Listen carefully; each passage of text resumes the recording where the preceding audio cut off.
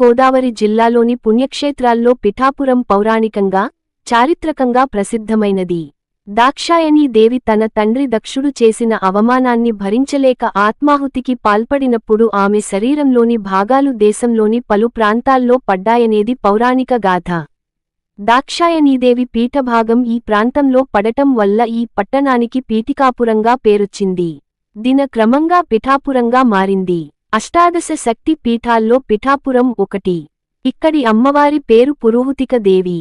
పురుహూతికా దేవి ఆలయం ఎదురుగానే కుక్కుటేశ్వరస్వామి ఆలయం ఉంది. కుక్కుటేశ్వరస్వామి వారి ఆలయంలోని శివలింగం స్వయంభూ శివలింగం. దత్తాత్రేయ లేదా దత్తాను హిందువులు త్రిమూర్తులు బ్రహ్మ, విష్ణు మరియు మహేశ్వరుల అవతారమైన దైవ స్వరూపుడిగా గుర్తిస్తున్నారు. దత్త అనే పదానికి సమర్పించిన అనే అర్థముంది. త్రిమూర్తులు అత్రి మహర్షి మరియు అనసూయ దంపతులకు పుత్రుడి రూపంలో తమను తాము సమర్పించుకున్నారు కనుక అతడికి దత్త అని పేరు వచ్చింది. ఇతడు అత్రి కుమారుడు కాబట్టి తన పేరు ఆత్రేయ అయింది. దత్తాత్రేయుని ప్రథమ అవతారమైన శ్రీపాద వల్లభుడు జన్మించింది ఇక్కడేనన్నది పురాణ కథనం. పిఠాపురం దేశంలోని త్రిగయ క్షేత్రాల్లో ఒకటి. గయాసురుడనే రాక్షసుడు విష్ణువు కృప కోసం తపస్సు చేశాడు. తన దేహం పవిత్రమైనదిగా చేయాలని అతడు వరం కోరాడు. అతడి కోరిక ప్రకారం అతడి దేహంపై ఇక్కడ యజ్ఞాన్ని 6 రోజులు నిర్వహించారు.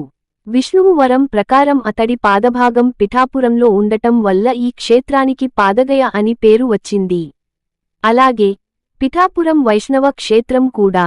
ఇంద్రుడు వృత్తాసురుడు అనే రాక్షసుని సంహరించి బ్రహ్మహత్యాపాతకం నుంచి విముక్తి కోసం 5 ప్రాంతాల్లో విష్ణాలయాలను నిర్మించి ఆరాధించాడన్నది పురాణ కథనం.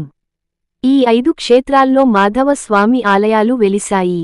వారణాసిలో బిందు మాధవస్వామి ఆలయం, ప్రయాగలో వేణు మాధవస్వామి ఆలయం, పిఠాపురంలోని కుంతి మాధవస్వామి ఆలయం, రామేశ్వరంలోని సేతుమాధవస్వామి ఆలయం, అనంతపద్మనాభంలోని సుందర మాధవస్వామి ఆలయం ప్రసిద్ధి చెందాయి.